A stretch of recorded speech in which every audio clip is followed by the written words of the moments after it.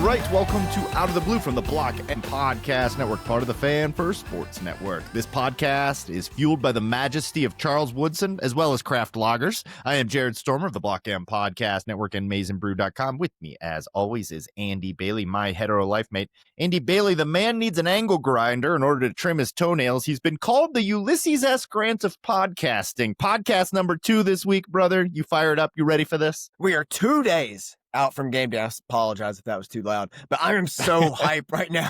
I'm so fired up, man. I can't wait. We can tell after that reverberated through my headphones in an aggressive manner, but well worth it. I totally understand it. We have actual Big Ten football on tonight. We've got Boise State USF going as we record this right now. We're eager to get through this so we can watch some Buffalo, Minnesota, some Nebraska, Cincinnati. I mean, I'm tuned all in on all that, brother. I can't wait for it. And of course, Saturday night at 7:30 on NBC, Michigan takes on New Mexico. We would encourage you to go back and watch the first podcast or listen to the first podcast of the week if you want our breakdown of that game. We just had some more big picture stuff. We had to get some predictions out. We've got to get our Big Ten thoughts out, our college football playoff picks. There's a lot to cover, man. Like it's crazy how the season kind of sneaks up on you. I wouldn't say sneaks up on me. I was watching UFL football in April, like just fiending. I'm so ready for it to be here. Like officially, like last week was a nice appetizer, little chips and salsa, set the mood. But now it's time for the entree. Yeah, it's time for the whole enchilada. Yeah, it definitely doesn't sneak up at you. We know where we're at in the waiting process. But nonetheless, the inescapable march of time is more what I'm talking about. Big picture. Time does, in fact, fly. And we've got to get through this one. Anything touch the banner, brother? I don't think there's been a lot of news since we last spoke on Monday. Nothing that I had in here. So no, I mean, Ohio State is still soft. Brandon Hillman gave one of my favorite quotes of the year. And we can talk about that. That was... Hillman might get the jersey. My God. He just has the edge you want. Like he has the edge of like an early 2000 safety, like a Brian Dawkins, an Ed Reed, a Palomar. Like he just wants to decapitate people in the middle of the field. And it's such a weapon to have. Brandon Hillman's going to assassinate someone this year, and I can't wait to be watching when it happens. What a player. What a picture. Yeah, great call on that. That was one of my favorite quotes. Like, and that'll be the sort of thing that gets you adjusting your britches like the week out where you're like, the anticipation's starting to kill me. And not to bring it up again and to belabor the point, but my God, making me wait around all day tomorrow for this it's akin to torture, like one of the old Spanish Inquisition tortures too, not like a modern torture, like waterboarding, whatever. Give me those Spanish Inquisition tortures like that. That's what we're dealing with. Not to mention it's back-to-back weeks and night games too. Come on. Like, I hate Come it. on. Come on. Job's not on board. All right, brother, let's give some predictions. Do you want to start Big Ten, college football at large, or do we start Michigan? Wherever you want. All right, let's go with Big Ten. Okay. Let's get that out of the way, and then we can get into some bigger picture stuff there. So for the Big Ten, let's go ahead and get your predictions for offensive player, defensive player of the year, coach of the year. Give me your Big Ten championship game and winner, and then any other superlative, anybody else fun you want to call out. We'll leave room for that as well. Okay. I'll start here off the board. Freshman of the year, Bryce Underwood. Offensive player of the year, running back Nick Singleton. Defensive player of the year, safety Caleb Downs from Ohio State, Singleton from Penn State. Should elaborate. Coach, begrudgingly, because it'll be the best team, I'm going to say James Franklin. I don't like it. Wow. I hate it. I'm not having fun. A Big Ten championship, as we talked about in our over-unders, Michigan versus Penn State, with Penn State taking the win. I agree with you on that. So you can mark us both down for that, Tony, because we've already put out our Big Ten over-under podcast. Those were technically our official predictions. If anything big changes, we reserve the right to switch those up a little bit. Like if Bryce Underwood, I am knocking on every bit of wood in my room, were to take an injury, obviously I'm going to change that prediction a little bit. But I'm with you there. I think that 10-2 losses to Oklahoma, and I think we both had USC as the other loss, but regardless, we see it as one in conference, one out of conference. Penn State all but running the table, basically. I think they'll get there at either 12-0 or 11-1. And then, in that game, I think they're just a little bit more seasoned. Michigan would struggle on that one in a neutral location, but never count out James Franklin in a big game. to do the wrong thing. Never misses an opportunity to miss an opportunity. Freshman of the year, completely agree. Bryce Underwood, what are we doing here? I'm only doing that because I can't pick Savion Hyder because he's not on campus yet. But I'll pick the other insanely talented freshman. For offensive player of the year, though, allow me to differ and let me go with Mendoza out of Indiana, baby. Oh, nice. Fernando Mendoza, really high on him. Did some background. I've been watching him. He's big. He's talented. He's accurate. The Cal offense, like I felt like he was stifled a little bit with some poor coaching and a bad defense that put him in bad situations with Signetti, who I really do believe in after 1 year. And they rebuilt the offensive line pretty well through the transfer portal. I think Mendoza is going to have a combination of good offensive line, good coaching, good weapons, and he's going to put up numbers. On defense, give me Danny Denise Sutton, the edge rusher from Penn State, who I think could have a big year. Deny, excuse me if I mispronounced that. But yeah, I think he's going to have a big year. And in a lineage, they're starting to put out some real pass rushers there. And like we're saying, if they're going to win as many games as we're anticipating, he's going to be a big part of that defense. Could be a double-digit sack guy there. James Franklin makes a lot of sense for coach, but I'll mix it up and give me the rib god. Give me Brett Bielema. I got to mix it up here. No reason to both go James Franklin.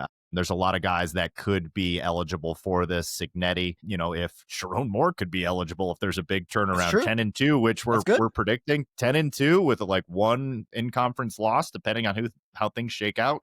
Could very well be a name mentioned here. Anything else Big Ten that you want to touch on? Maybe a surprise team?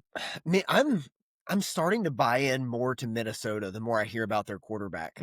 Quincy Avery was talking about it on Twitter, the quarterback whisperer, and I'm really excited to watch them tonight in their first game. And they always find a way, man. You and I kind of defend PJ Fleck, it feels like at times. Like no matter how many coordinators he loses, like he always keeps the defense going, always finds a way to get some weapons, gets several guys drafted every season. Again, he finished in the top 10 in 2019, like gets the most out of that program. And if he has a quarterback in Minneapolis, they could make some noise. I like that. Washington was the one that I mentioned in our Big Ten over under podcast, but just to give something a little bit different here, how about UCLA? I'm not the biggest Nico guy, but he is a talent upgrade. There's no denying that. And if he makes a jump this year, just like an innate jump, I like what I saw from their defense down the stretch. If you can have a combination of solid quarterback play and good defense, you can win games in the Big Ten, so they could sneak up on some people. So I'll say UCLA for this, though Washington was my early season pick, and I'm a little more in on the Washington resurgence there. All right, let's move off of the Big Ten. I think we should go Michigan here before we end with the at-large. So let's do Michigan here. Let's get into this. So Michigan predictions, a little bit more robust here. What you got, brother? Do you want to go first this time? So I can change around some of my predictions so we're not repetitive. Yeah, absolutely.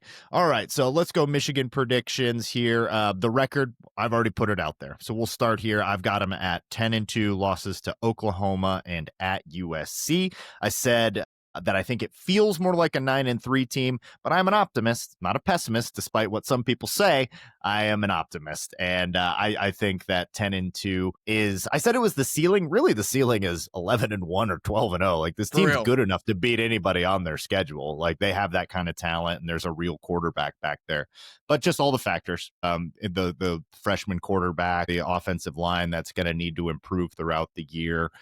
Untested pass catchers that we kind of like, but need to see more from, yada yada. You know the story. So I'm going to stick with 10-2. Not changing it now. I'm the same. Again, I could easily see 12-0. I could see 9-3. Like there's so much variance with this team because there's a lot of unknown, and I think that's kind of a trend in college football this year as well, where you could see, okay, this team looks really good on paper, but there's question marks all over the place or at key positions, and it's like, well, are they good on paper or is it just unproven talent? And I think unproven is a trend throughout. And I think that's going to carry throughout this podcast when we talk about teams at large. Yep, I'm with you there. All right, first category, let's go with leading rusher. So we'll go by yards and we will go by touchdowns. I'm going to go leading rusher by yards, Jordan Marshall, and by touchdowns, Justice Haynes. I'm going to go Jordan Marshall. Fair enough. No pushback here. Flip a coin. Flip a coin. Yep, pretty easy there. It's going to be a two-headed monster this year. Leading receiver, same deal. We'll go by yards and we'll go by touchdowns. Leading receiver by yards, I'm going to go with McCulley. I kind of want to get weird here, but I'm going to go McCulley. I think he'll be the best pass catcher on this team. I'm just going to be different, I'm going to say yards, Samaj Morgan. And for touchdowns, I'll say McCulley. I had coffee with McCulley half an hour ago. Can't wait to say that. Awesome. But I mean, honestly, I've written down at first I had McCulley, but just to be a little different. And I just like this kind of Samaj resurgence we're seeing. I'm all about it. Yeah, no tight ends mentioned here. Not a chance for one of the tight ends to sneak up and get.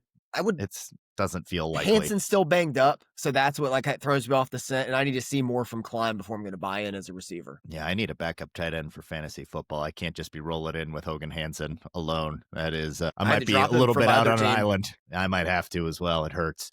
All right, here's a fun one. Breakout player of the year on offense. Who do you see just emerging this year? And let's try not to do Bryce Underwood. I think that's a little boring. Channing Goodwin. Yeah. That makes a lot of sense. Talk me through it. So he rose up the depth chart through fall camp, kind of usurped Fred Moore from that role that we kind of had him in Penn to start this year. And he just seems to be coming on like gangbusters, and I think it's going to carry out into the season. Okay, as a point of order here, Jordan Marshall already broke out. Yeah. Yes. Sprague has already broken out? I'll give you Sprague. Okay, this is hard. Sprague. This is like defining underrated. I wrote an article this week about underrated players, and it's like, okay, well, to some people, TJ Guy may be underrated, but to others, it's going to be like David Palpali is underrated, you know? Right, yeah, exactly. I mean, a breakout seems tough because it's one game. Like, so saying he truly emerged, and it was a game against, that not really all eyes on the ReliaQuest Bowl, let's be honest here. Yeah. So if I can get Sprague, I'll take Sprague. If not, I'll take Hogan Hansen. So one of those guys there. Let's then go to the freshman of the year on offense. Bryce Underwood excluded. Jasper Parker. That's probably the answer, right? I'll go Andy Marsh to be different as kickoff returner, but those feel like great choices right there. All right, let's move it over to the defense. Let's go leading tackler. I mean, if we don't, we're going to have the same answer here. Ernest Hausman. Call him Ernie because the run game's 30. That's my answer as well. There's no other answer here. If he's healthy, he's going to run away with this one. Although Barham's going to put up numbers and I bet Rolder and Sullivan get more tackles than you think just because we're going to try and keep Ernie and Barham fresh, I would think. I was going to say, I could see Ernest Hausman's tackle numbers dipping this year. He had 89 last year, but because of the rotation, similar to what we saw with the 23 team, I could see the numbers being spread out a little more evenly. Yeah. Something we called, we were on top of for the 2023 team is our leading tackler's not going to have over 100 tackles because we don't need Junior Colson to have that.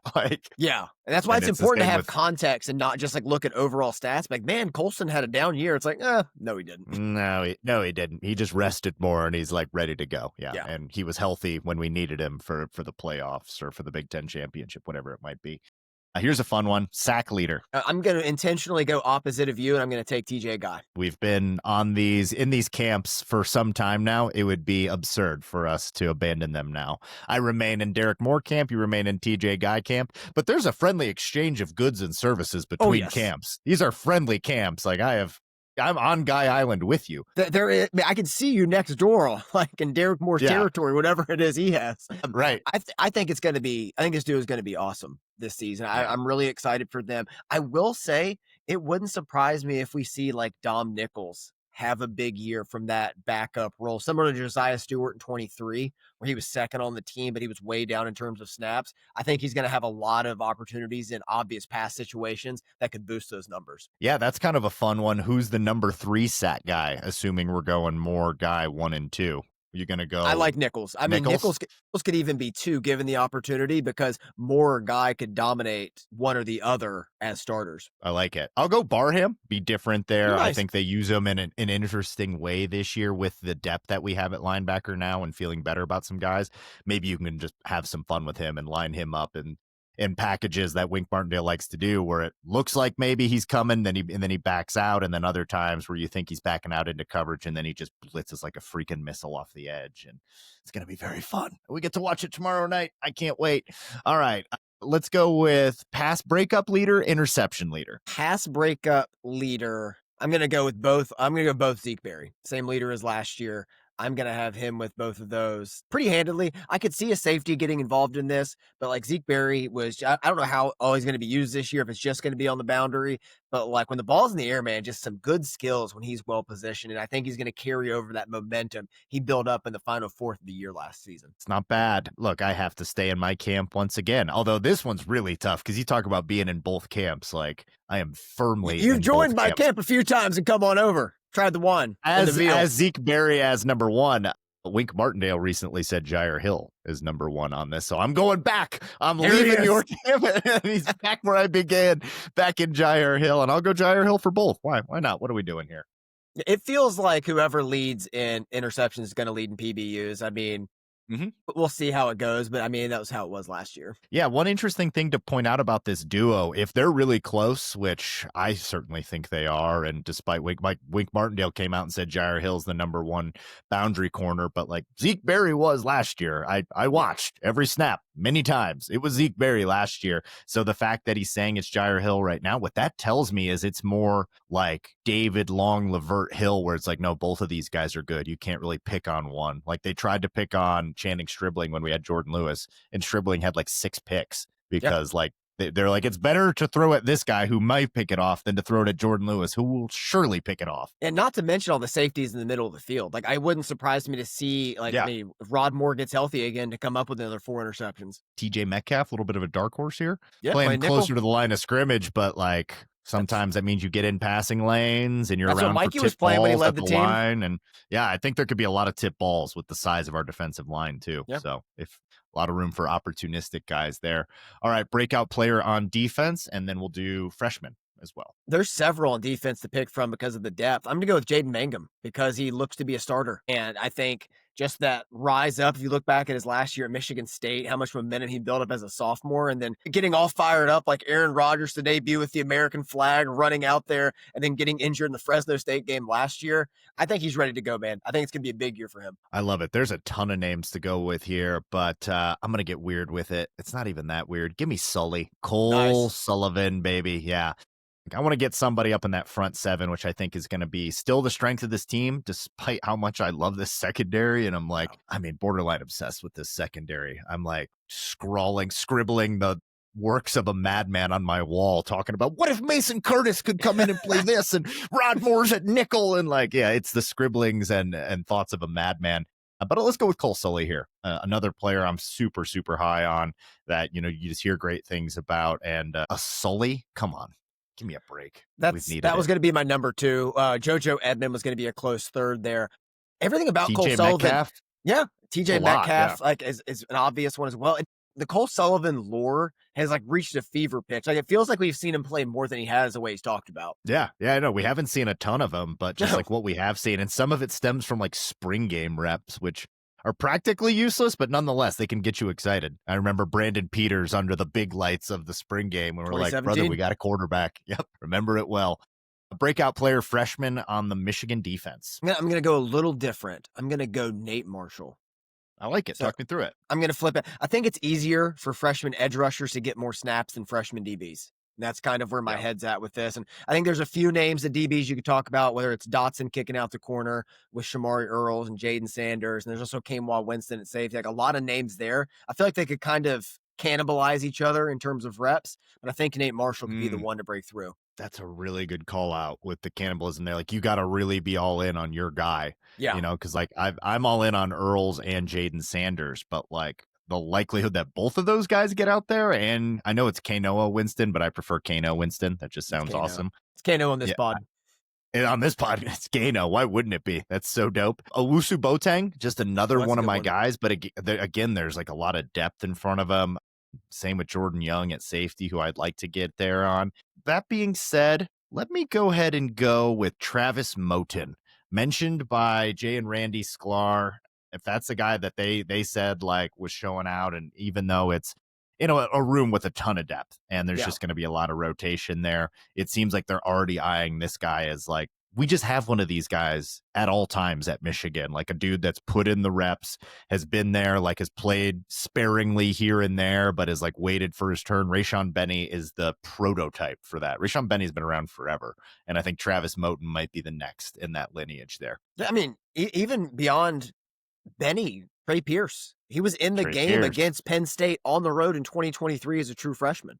I think you could see that with Moten, like get some big minutes later in the year just to provide that depth. Or if an injury happens, God forbid. Yep. Yeah, God forbid, but I mean, someone's going to miss some time at some point. It's just the way it goes. So we can run back through this here a little bit. Both of us have us going 10-2 on offense. It's a lot of Jordan Marshall, Justice Haynes. I mean, anything else would be very surprising, except you had Jasper Parker as the freshman breakout there. Leading receiver, I went McCulley. You went with James backwards, a.k.a. Samaj Morgan. We both went with McCulley as touchdown leader. My breakout player, Andrew Sprague. Yours, Channing Goodwin. On defense, we call him Ernie because the run game's sturdy, leading tackler for both of us.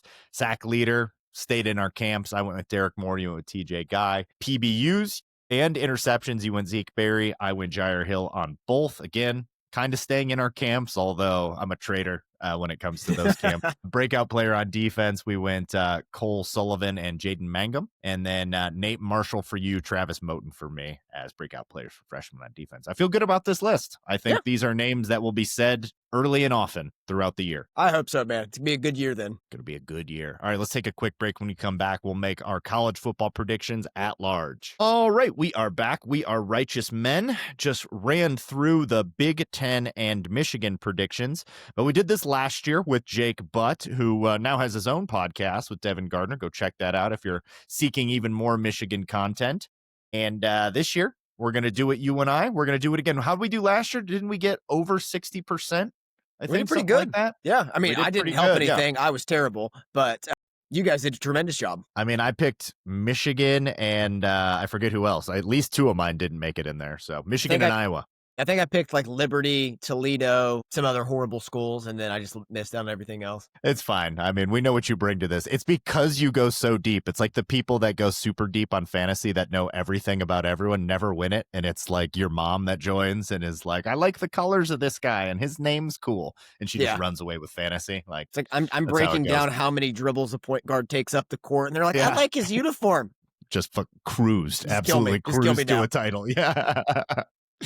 All right, so where do you want to start with this, brother? Let's go with the awards here first, and then we'll do 12-team playoff to close. Sound good? Yep. All right, so let's start at the top. Heisman. Who's your Heisman winner this year? It's a fun field this year. Dick, I think we're gonna have a lot of Clemson thoughts here in the CFP discussion, but I think it's gonna be one of the old school years where best player on best team gets the award, and I think he's gonna put up some big numbers too. Man, I really want to be different on this one. That's who I have as well. Unsurprisingly, we're both in on Clemson, so I might have to make some pivots here. If I were gonna make a pivot, give me Lenoris Sellers. I think that's fun. I think if I'm gonna pivot, I'm gonna go with a fun one, a guy I really like. And needs to take a step up as like a passer, as a pure pocket passer. But oh God, can he run? Like he is one of the best. He is Michael Vick level of runner. Except he's 240 pounds. He's massive, dude. Like he's Deebo Samuel back there. If he figures out how to like throw a touch pass, good night. South Carolina is gonna make some noise. I'm not sure that they will. I think Clemson's in a much better position to do so. They should play each other this year. Don't they play each other every year? End of the year, yeah. Rivalry. Yeah, Yam will be there for that one. Coach of the year, who you got, brother? Clark Lee from Vanderbilt. I just watched the SEC doc. It's always a coach on a team like that, that's turning him around. They got to 7 wins last year, won the bowl game. Finally, some positive momentum for a program that was completely absent of any hope.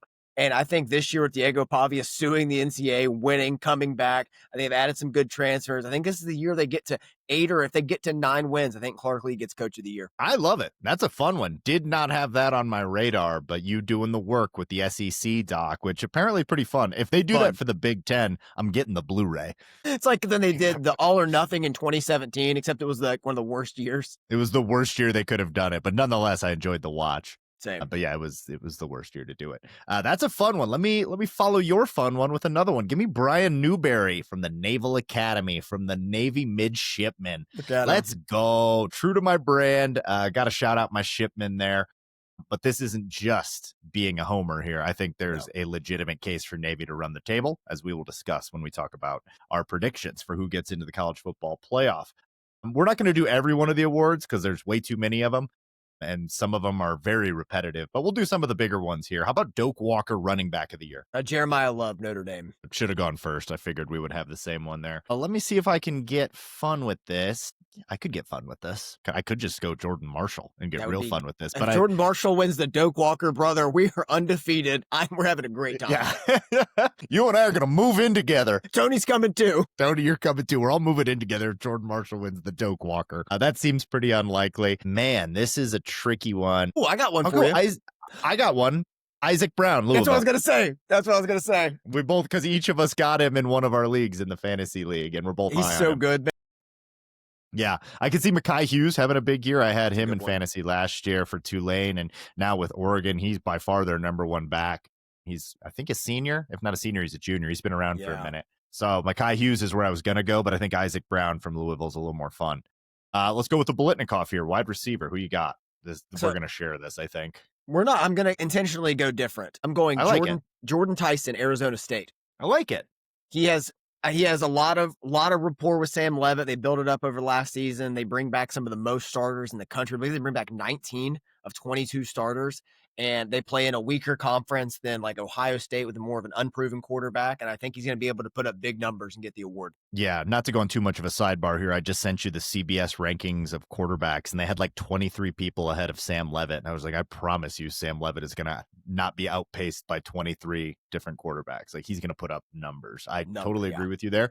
That's a really good one. I will go with Jeremiah Smith. I think he's the most talented receiver to come out in quite some time. And whether or not Julian Sayin is the guy, like, you could just hand it off to this guy. You can just pitch it to him, and Jeremiah Smith's going to do work. So you don't have to be that accurate of a quarterback to get Jeremiah Smith involved with a lot of their schedule. But I am fascinated to watch how it looks against Texas. Like, I'm very fascinated to watch. Are you able to force it in to Jeremiah Smith with a young quarterback, unproven, a lot of new pieces in there? All eyes on that game. I wonder if he can do better than 4 for 35 against Michigan. Yeah, if you do, I mean, if that's what you're going to do week in and week out, brother, the Bolitnikoff, you're not even speaking it. You're not sniffing it. Probably, I can't even spell it. So that's that's not a knock. It's a tough one. Let's go with Davey O'Brien, quarterback. Just to be different, I'm going to say Garrett Nussmeier. I like it. I will be really different here and continue my Fernando Mendoza agenda. I'll go Mendoza here. I think he's going to put, this is a little rich, to be honest, like, just because he plays in the Big Ten, and like, that's pretty unlikely. I think it would be way more likely somebody like Sam Levitt or somebody has a big year. Probably a better name for it here, but I'm just getting my bias out there that I think Fernando Mendoza to me looks like an NFL quarterback. Just putting it out there. I'm saying Nussmeier just because I love the old gunslinger. There's like two guys, and there's like a window that's like I don't know, like 6 inches big, and he's like, no, make it smaller, add another defender. I will still throw the football, and somehow gets it in most of the time. He's so fun, dude. He is exactly like our freaking Baker Mayfield, our boy from years back. He's so much like Baker. He's so much like him, man. We were Baker boys back then. I imagine we'll be Nussmeier boys this year. I'm excited to watch him. Don't love his offensive line, though. We'll talk about that. Yeah. Bednarik, defensive player of the year. This is a robust category. A lot of ways you could go here. A lot of places to go. Similar to the Heisman pick, I'm going to go defensive tackle Peter Woods for Clemson. I think he's the best defensive tackle in football, and I think he's going to just wreak havoc on the inside so TJ Parker can eat on the outside. Yeah, that's a really good one. That was my number one name, and then you mentioned another name that I would throw out there. So let me switch it up a little bit. I'm not going to go Caleb Downs. I'm not interested in doing that. I think also just like at safety, that's very difficult there. Man, yeah, those are the big two names. Okay, that's a pretty fun one. Anthony Hill, the linebacker from Texas. It's a good one. I think could have a big year. Yeah, for a team that wins a lot. I'm looking for teams that win a lot. Clemson also has a really good cornerback that I like. Terrell. That could be, he could really be a factor as well. Yeah, I think I'll go with Anthony Hill. I think, maybe he goes into the hundreds of tackles and has several sacks, a couple PBUs and INT, and Texas goes very far into the playoff. I could see something like that. But there's a lot of names, and this one's so tough, man. It's probably going to be somebody that just emerges that we didn't even have eyes on. Yeah, I like Colin Simmons a lot too on Texas. Rising sophomore edge rusher. Kid is dynamic, just electric on the field. There's a lot of ways to go with this category. I mean, you can even mention a Michigan player. If we're going to talk about the defense being as good as it is. If Michigan's a top 5 defense, yeah. Exactly. I mean, it's a jump to think with some of these other teams, but like if they're in the top 5 total defense, scoring defense, they'll have a player like at least in the running. Well, if Derek Moore has double-digit sacks, like I think he will, that would be a name to throw out there. Ernest Hausman, I think if you're just taking in the whole body of work, and like we said, we think the numbers might go down a little bit, but if you're just trying to reward someone on a top 5 defense that overperforms, yeah, I mean, we're certainly high on that side of the ball, no question about it. But any other awards you want to touch on? Any other predictions at large you want to make? No, I think those are the big ones. Yeah, those are the big ones for me. And I'll drive it home again. I've mentioned it many times. Going to be a fun quarterback year. Quarterback year, down a little bit on receivers and running backs, down a little bit on edge rushers. I think offensive lines, we'll wait and see. People will really develop there. It's hard to predict that early on. There's a couple I like. Corners, I think, is a pretty good year. I think there's some good secondary players I like. But yeah, it'll be an interesting year. Like the quarterback is really, really in a good place. And then there's some other areas where there's really an opportunity for guys to rise up and make a name for themselves. Yeah, I think I like the running backs a little bit more than you this year. But I'm with you. It's a quarterback year. It's a completely a quarterback year after last year kind of being devoid, especially going into the NFL draft. I think there's names across the board, and we get to open up with week 1 with Nussmeier versus Klubnik. Nussmeier versus Klubnik. We've got Ryan Day versus Sarkisian.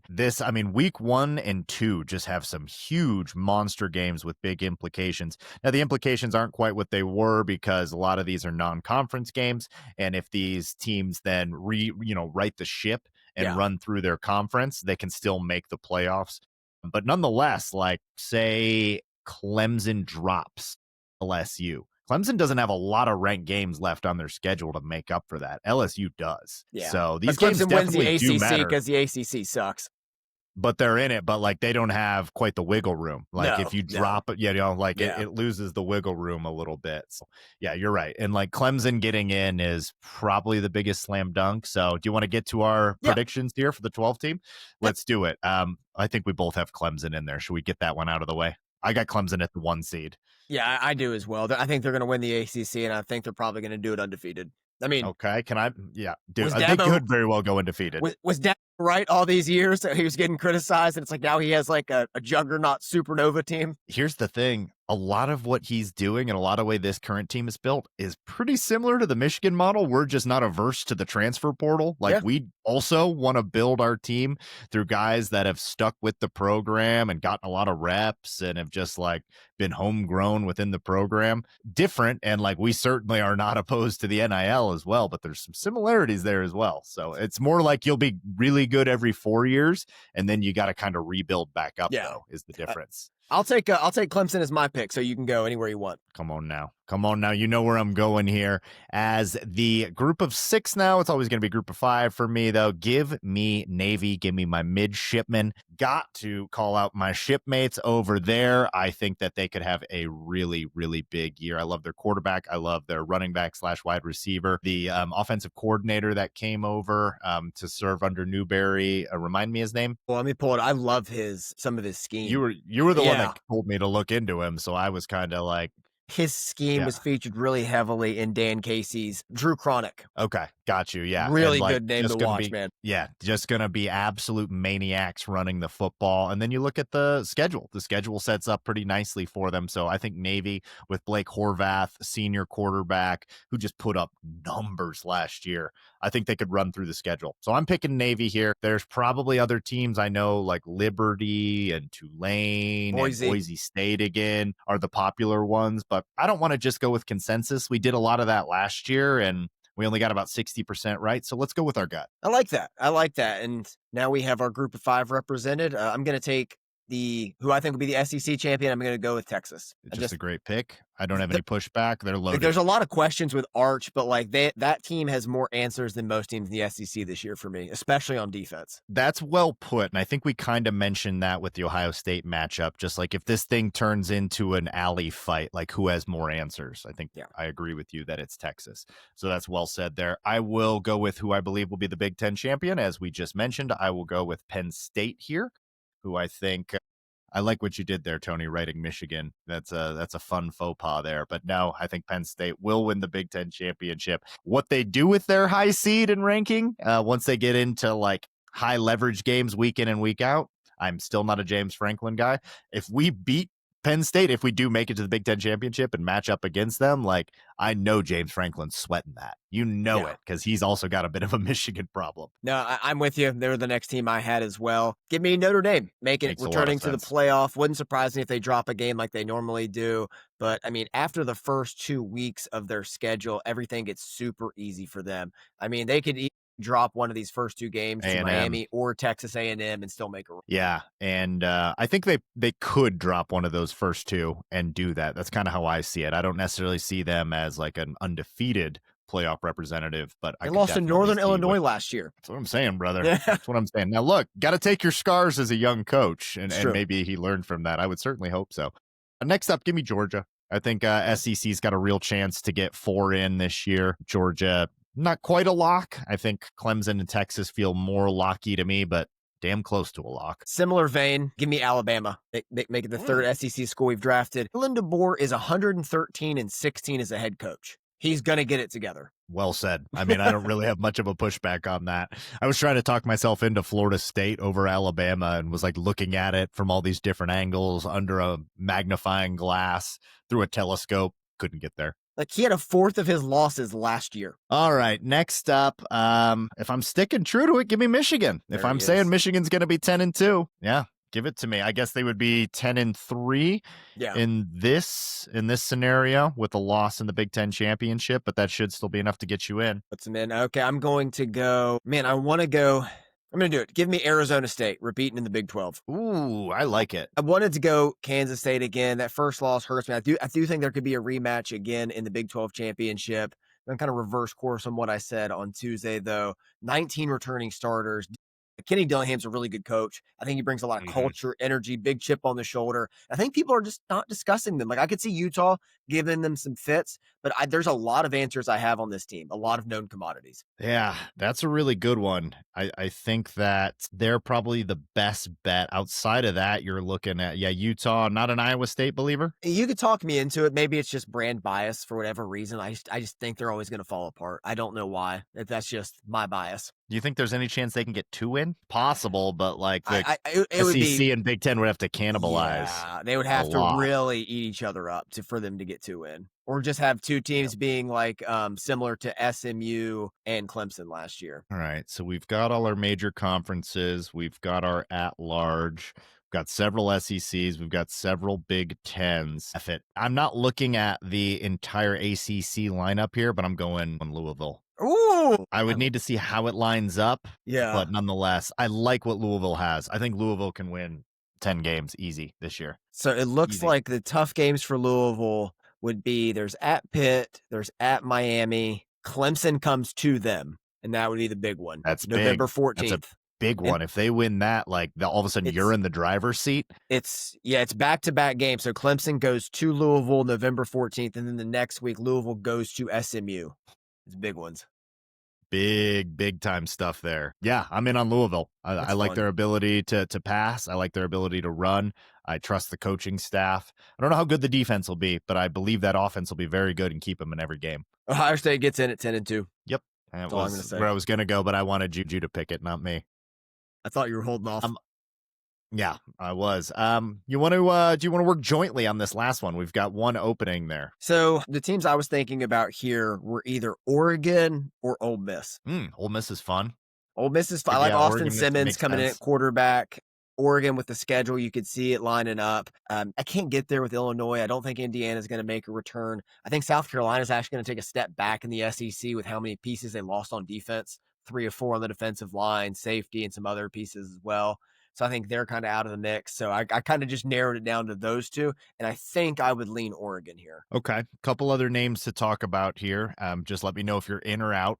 LSU. Offensive line concerns. And the fact that they can't, like last year, they were supposed to be a good offensive line. They had 4 linemen drafted and they were terrible. And now they're they're starting over. So it's hard for me to buy in, especially with their inability to run the ball in a Sloan offense. They don't run the ball for whatever reason. And like when a team's one dimensional, it makes them easy to beat. I agree with all that. I really like Garrett Nussmeier. He's got a tendonitis issue that apparently has been lingering, and that plus bad offensive line, that's not my favorite.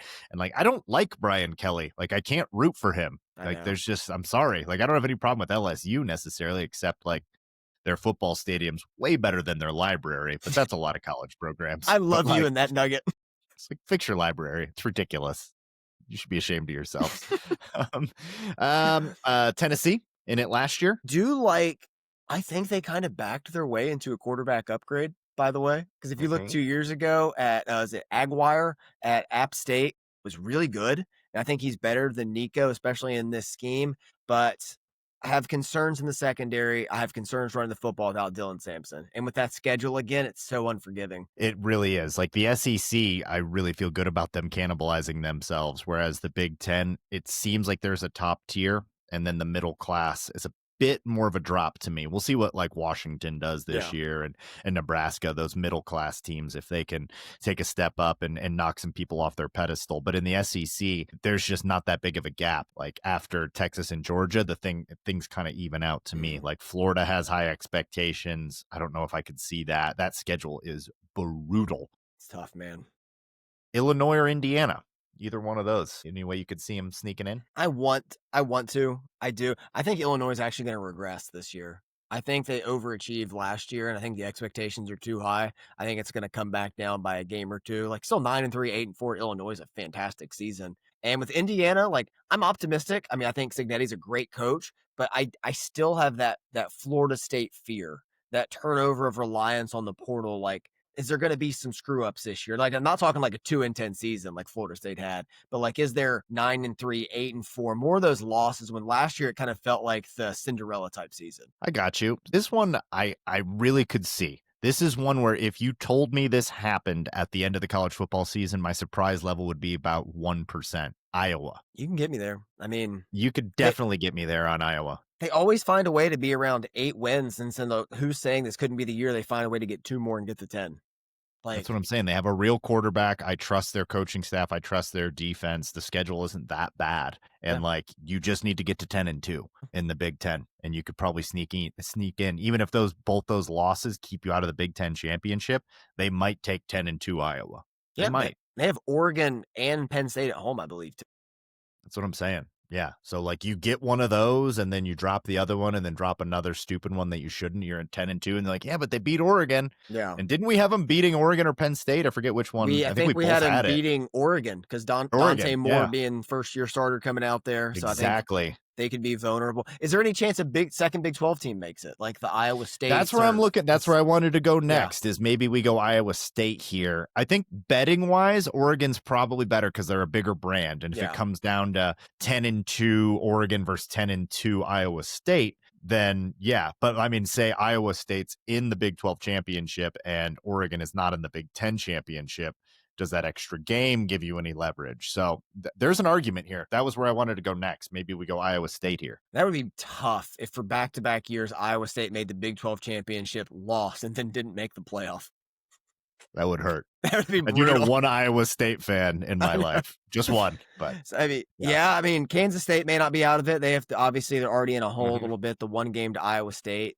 Kansas, we like what Jalen Daniels is doing. Like, it's just the fact that he's held together by glue and prayers. So we're hoping he can make it through a whole Big 12 season. I'm trying to think of any other teams. Like, there's a lot of Miami buzz. Are you buying any of that? Yeah, the fact that we haven't brought him up probably says that we are not. I'm not a Carson Beck believer. There's plenty of opportunities for slip up. They do have maybe the best offensive line in the country, and I am a believer in figuring it out with a good offensive line. 2 years ago, Beck was good. 2 years ago, Beck was really good. So it's like the consensus is Miami over Louisville. I went away from the consensus there. So I think I kind of said without saying what I think about Miami. What do you think about, I mean, Or who's our last team first? I'm getting ahead of myself. Yeah, we got to figure out who the last team is. So it sounds like we're between Oregon, Iowa State, or Miami. One of those three. Tony, you want to come in and be a tiebreaker here? What do you got? Pick Tony. Make yourself useful. Tony says Iowa Iowa State. State. I like it. I'm cool with that.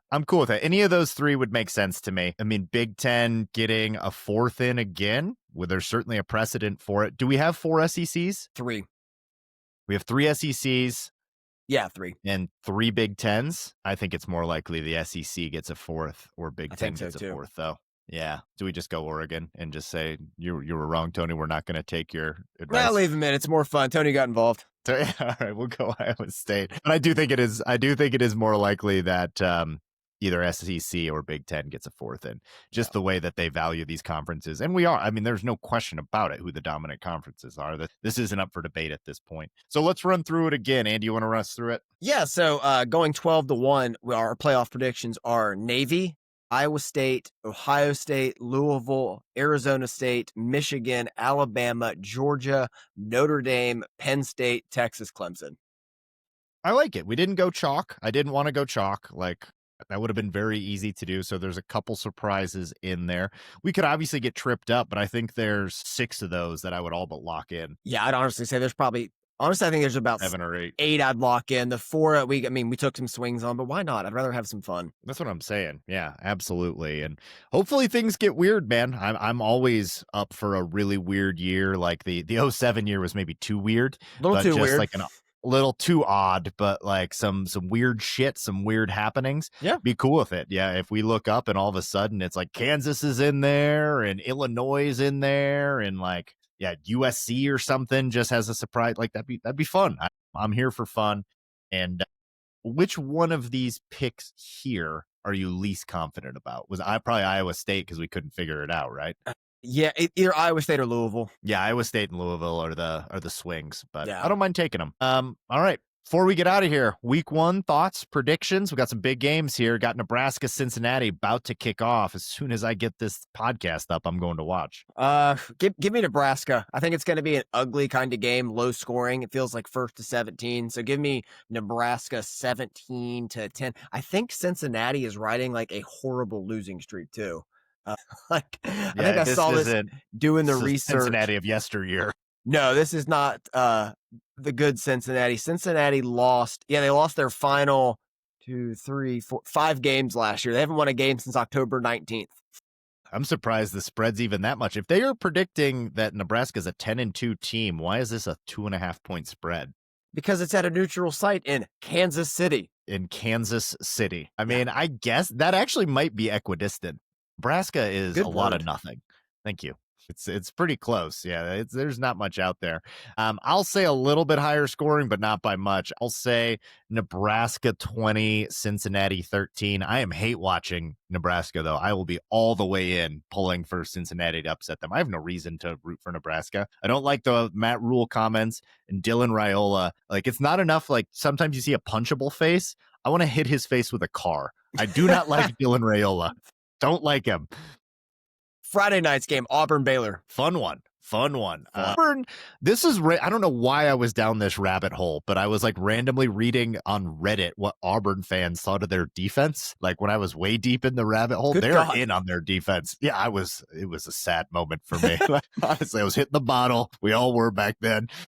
Man, yeah, the Auburn defense I'm kind of buying in on, but Baylor, a little bit more of a known commodity after what I saw last year. What's the spread on that Auburn-Baylor game? I think 2.5 right there. Auburn. 2.5 Auburn. I'll buy into my Reddit deep dive, and I'll say in a low-scoring game, give me Auburn 18. No, that's maybe too low-scoring because I already went low-scoring for Nebraska, Cincinnati. Let's go Auburn 24, Baylor 20. Auburn covers. I'm going to go Baylor at home. I'm going 31-24. Sawyer Robertson, baby, taking the quarterback here. Baylor won their last 6 regular season games last year and 6 of 7 to close the season. I think they have a lot of momentum. I mean, Dave Aranda really turned it around after starting 2-4 with their only wins being over Air Force and Tarleton State to just go on an absolute heater down the stretch. They bring a lot of guys back, and I think they carry that momentum over. They certainly have the better quarterback. Sawyer Robertson's a dog. I really like him. And Yeah, the whole reason I didn't go that way is because of a Reddit thread that I read at 1 a.m. after like 4 glasses of wine. I was like, this defense is going to be good, brother. Well, if Stephen Here's A. a big Smith one. can play solitaire while watching the NBA Finals, a Reddit thread will suffice. Look, I don't need to know Auburn. A Reddit thread will suffice for knowing the Auburn I'm saying, defense. man. Yeah. 100%. Like, look, if I was doing that for Michigan, you better call me out. But that's not how we wouldn't be doing things this around here. podcast. You'd find somebody else.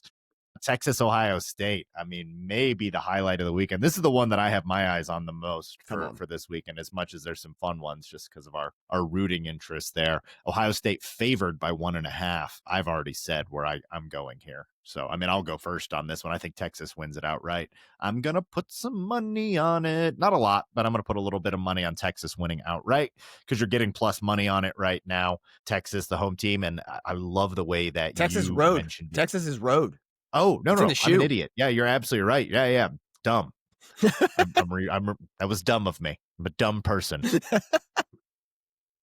It is in the shoe. Nonetheless, I'm not changing up my prediction. Surely I already knew that, but misread it there. I just think that they have more answers. Love the way you said it. I'm stealing that from you. That's like a really good way to put it. Like when the rubber meets the road, they'll have more answers. Yeah, when I look at units, I trust Texas's unit the most of any offense, defense in this game. And defense travels. I think Sark's a good play caller, and it's kind of a revenge game for them after losing in the playoff. Mm-hmm. And a lot of those Texas guys were on the team, so I think they're going to be coming to the shoe for revenge.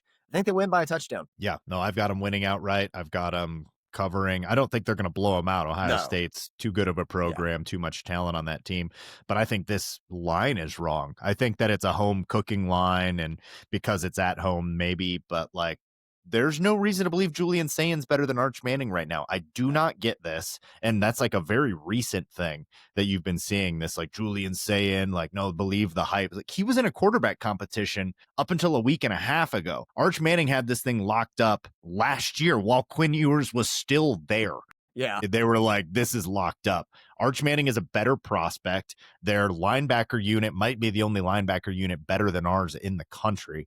They've got a just solid defensive foundation built there. And I like the offense. I like the speed. There is size. There's athleticism all over this Texas team. And they have fewer question marks with the coaching staff continuity and things like that. So I'm pretty in on Texas. I like the revenge game factor as well. Alabama, Florida State. At Florida State, Alabama 13.5-point favorites there.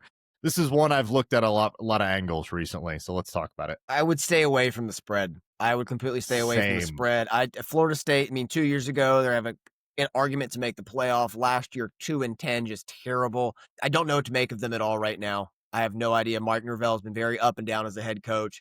And until I see it, I'm not going to feel confident with like any kind of spread, but I do feel confident in Alabama getting the win. It feels like there's not a big talent gap. That's why I was looking at it from so many different ways, because it's like, man, like who knows what this Florida State team could be with all the changes that they've made. A disaster season last year is putting it lightly. Mike Norvell has some serious pressure on him. This would go a long way in calming things down surrounding his tenure there at Florida State. That being said, there's just less questions on Alabama. I mean, I don't know what Ty Simpson at quarterback is quite yet, but I know what Jeremy Bernard is. They will be missing their top defensive lineman. I think it's Landon. I forget his name, something like that, but he's one of their best prospects there. Nonetheless, this is another really good offensive line, kind of working on a like best offensive lines this year. Alabama would be up there amongst the best offensive lines, and against an untested unit with a lot of new transfers in Florida State. I'm going to go Alabama. I wanted to get there. I would say don't bet it. Agreed. I'll say Florida State covers, and it's a weird, sloppy, messy game, 24-20, 24-23, something like that. And it's just like, oh, Florida State, they held around. But then that might not mean anything because they were in every game that they lost last year. They didn't really get blown out. They were just awful. I lean Alabama. I feel good about them long-term for several reasons. I talked about the Kalen DeBoer factor, but also Ryan Grubb is back. His longtime OC, who was not there last year, who had joined the Seahawks, has now rejoined his staff, and we call him plays again. Yep. LSU at Clemson, or is this neutral site? Clemson. At Clemson. One of the hardest. Both these places, both named Death Valley? Battle of Death Valley. And Brian Kelly called it Death Valley Jr. this week. I don't know about that, man. They're both pretty nasty places to play. Clemson favored by 4.5 here. How do you see it?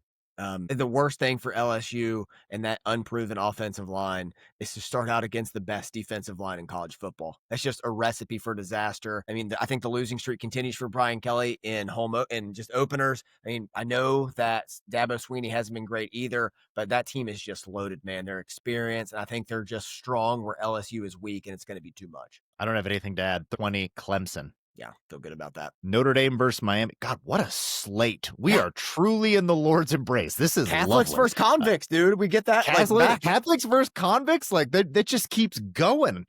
4 screens isn't enough. I know.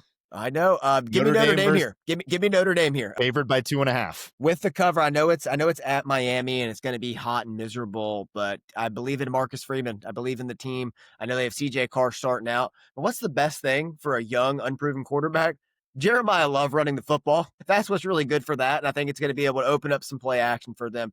I have to see Miami's defense improve before I'm going to buy into that side of the ball as well. That defense was atrocious last year. Horrible. This is a little bit tougher for me because this is a true freshman quarterback, and there's quite a few of them coming out there. But this is like CJ Carr, we kind of know about. He was a Michigan recruit, and I think that this is going to be a steep learning curve. I think this is going to be a little bit closer. I think this could be the one Notre Dame drops before they go on a run, even though I'm not that big into Miami. Overall, I think Notre Dame's a better team.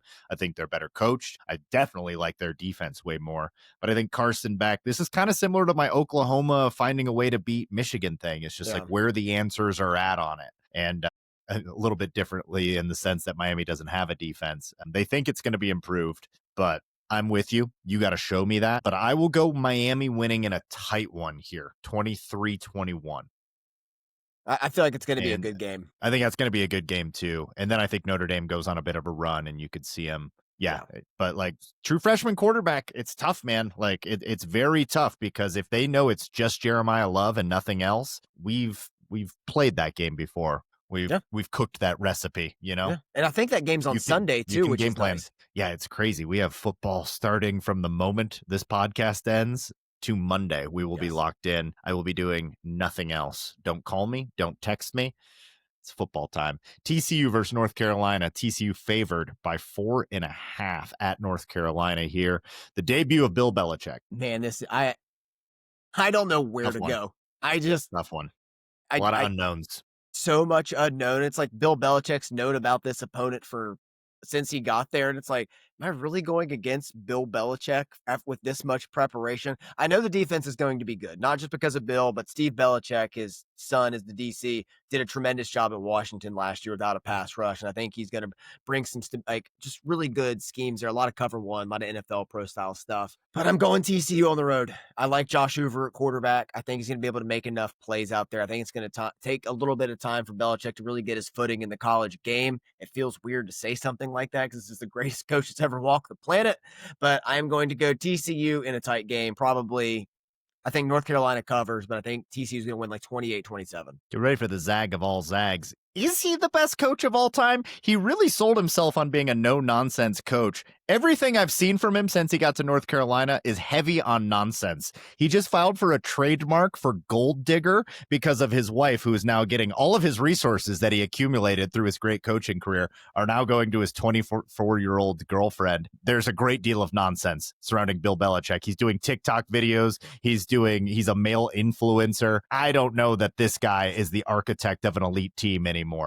I think it was Tom Brady the whole time, and maybe some good infrastructure and some good luck. TCU in this one. Too much nonsense surrounding North Carolina, and I'm a no-nonsense guy. Not going to judge Belichick's head coaching career off of his Jordan Wizards years. I mean, even Bill Walsh went to Stanford in his final year and went 3-7, but he's still one of the greatest coaches of all time. That's fine, but I think it's way closer to that. And in the moment, I can judge it as such. When we reflect quietly upon this years later, I'm sure I won't remember him being a male influencer. But in the moment, it's just too much nonsense. I love how you don't even just call him an influencer. You just have to specify his gender. He is a male influencer. Male. It's worse. Geriatric influencer. He's a geriatric male influencer. That's not ideal. I don't want that for my head coach. Thinking of like all the Cialis commercials he could do. That's what he should be doing, but instead he's out there just like trending on TikTok, doing whatever the most viral, doing like the burrito slap challenge with his 24-year-old girlfriend, which, look, teach their own, but good Lord, sir, it's just too much nonsense. Tone down the nonsense. Oh, and our last update as we're recording this, USF is beating Boise State 24-7. Sure glad we didn't pick them for the G5. Glad we didn't do that. It's over before it started in Boise. Yeah. My goodness, that's a beatdown. Well, we better go tune in, shouldn't we? Yes. Anything else before we wrap up, boys? Any other predictions we need to make here? I think we covered it all. We covered it, man. We'll be back on Tuesday next week or Monday night, whenever you listen, breaking down the New Mexico game. We'll be back next Thursday previewing Oklahoma and college football at large. We are truly in the Lord's embrace. Football season is upon us. This guy knows. Well said. There's nothing more I could possibly add. That's going to do it for Out of the Blue. Make sure you like, share, subscribe, share the Aidan Hutchinson promotion. It is the last week and a half or so of that, but we really want to get the word out there. Thank you to producer Tony. I'm Jared. That's Andy. That's also Tony. This is Out of the Blue. We'd like to remind you that wherever you go Blue.